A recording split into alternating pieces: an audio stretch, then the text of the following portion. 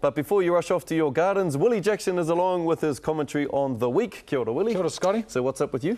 I think it's been a big week for Māori with the decision to get rid of the Māori family start providers. Huge decision from government. So we had 5 family start providers being given the boot. And the question Māori ask is, why the Māori providers? Why do these Māori providers get the boot? John Tamahere, who runs the Waipareta Trust, was on Close-Up, defending what they're doing.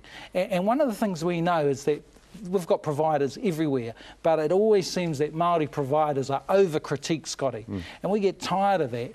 And Waipareta, as we all know, Close-Up did a huge feature on what Waipareta does in terms of whānau ora. Waipareta do a great job with our families in West Auckland. Fantastic job. A few things have gone wrong. It's the end of the world. All of a sudden, the Māoris are ripping off the taxpayer.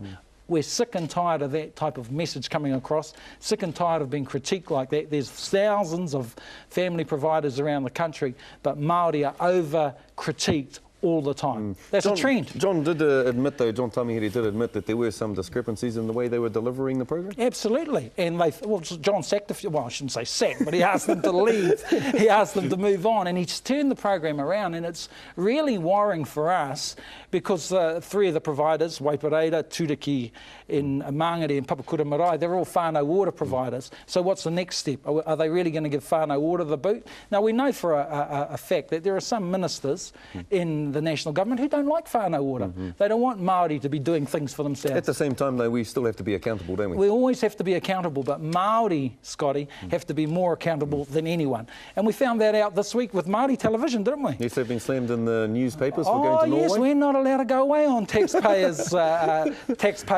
trips. I mean, how ridiculous. The Herald making a big deal of Māori TV going away, spending about 20 grand.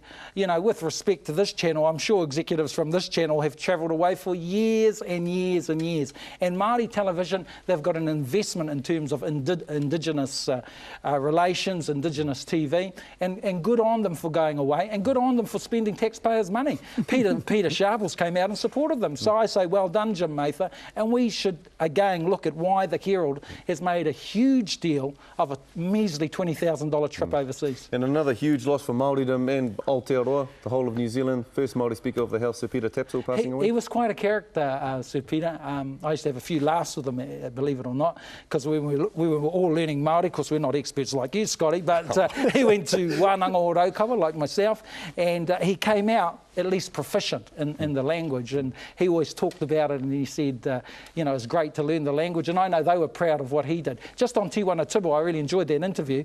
He's doing a great job over there in Devonport, isn't he? You know, placating some of the racism that's coming from some of the people over there. Oh, how dare those Maoris want their land back? Oh, disgraceful, isn't it? Well, the boot's on the other foot now, isn't it? Well, he's being diplomatic, but let's just look at the hypocrisy of this.